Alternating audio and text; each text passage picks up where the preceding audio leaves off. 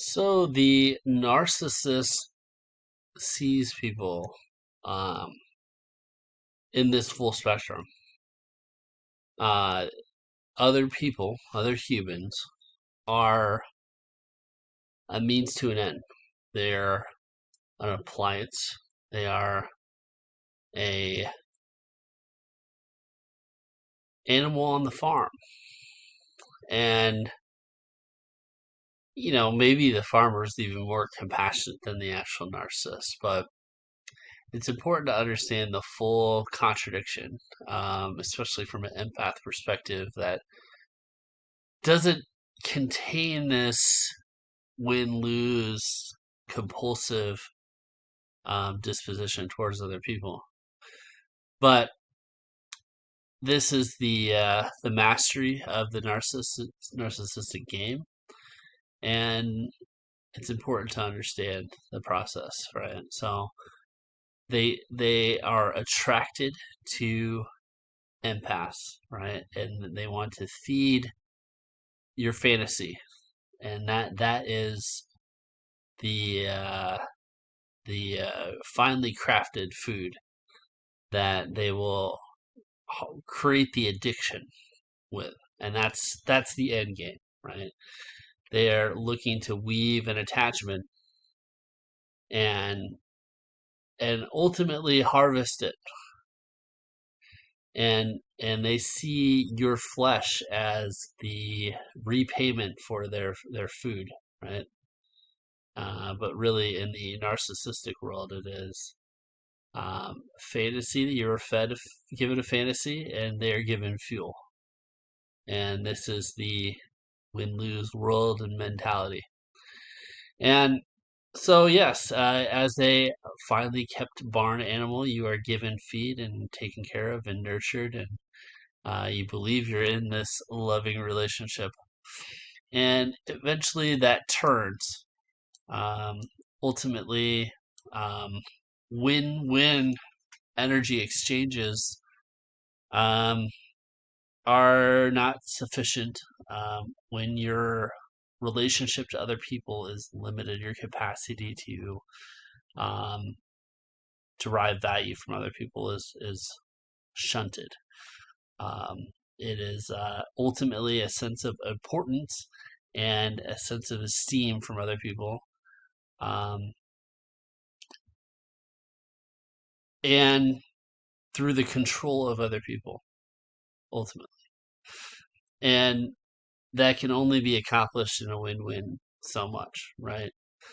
Um, Eventually, that turns into the devaluation, the sustained devaluation, and it is a incredibly subtle, incredibly incremental devaluation over the course of months, over the course of years, even until there's basically nothing left. Right? They intend to use every portion of the cow that they grew, and when you're running out of fuel for them, then they look for another cow, and they say, okay, this is going to be my last animal I'll ever need.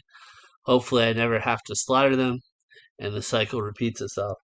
But that meat slicer is the devaluation process. And it is incredibly hard to distinguish in the honeymoon period, golden period, what you're really dealing with. It's hard to discern that because this could be, so you can frame a positive relationship as two Gary cows, you know, creating a cheese party, right? You can always find more pasture. You can always find more grass together. You can always create more milk and have more cheese products, right? So that's a win-win exchange.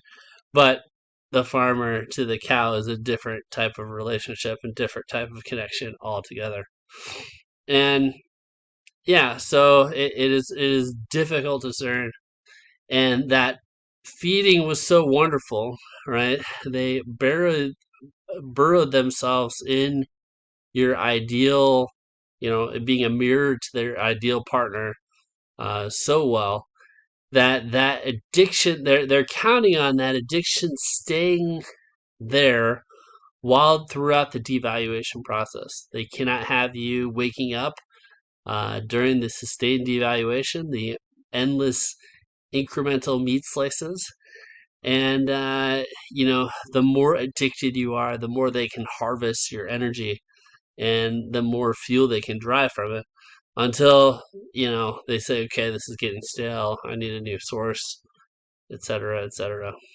So that is the process. That is the full spectrum of rearing a farm animal and the incremental slicing and destruction of that. And who would you rather be is the question, really. Because ultimately, the farmer can never escape. Once 21, age of 21 or so, and the pattern is incredibly predominant, they're going to continue that for the rest of their life. The cow, on the other hand, in this whole framework, the pain of the experience can actually be facilitative of awakening, right? The farmer's not necessarily in pain. They have the emptiness of the endless harvesting task and recruitment task and the diminishing returns of all the little sliced meat of this destructive behavior pattern that they're addicted to, but they're not going to change. They're not in pain. But pain is an incredibly developmental facilitator, right? So, if you've been seduced and ensnared, and if you've been incrementally sliced up and broken down, what's left after that? Well, it's difficult to be addicted to the world when you've been subjected to such a incremental slicing part, which is a good thing. You can have a level of positive detachment, and you could say, well, this they can easily burrow down into your fear in order to control you, and that's what the anchor points of control. The positive aspect of that after the discard is, hey, you get to be aware of your deepest fears, and your enemy is your greatest teacher, right? So any kind of wounding, well, allow it to be the case. Allow it to be. Watch it, feel it completely, contain it, and see what is watching those wounds. That observing presence is your deepest self, and it cannot be sliced by the meat slicer. And that is the nature of the super empath. That is the unedible essence that is befuddling to the narcissist. It is intriguing. It is fearful, even, that presence. And it is utterly confusing to the narcissist. But for your own development, being subject to this, it is the deepest teaching possible.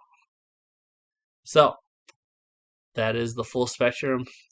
Thanks for watching. Take care.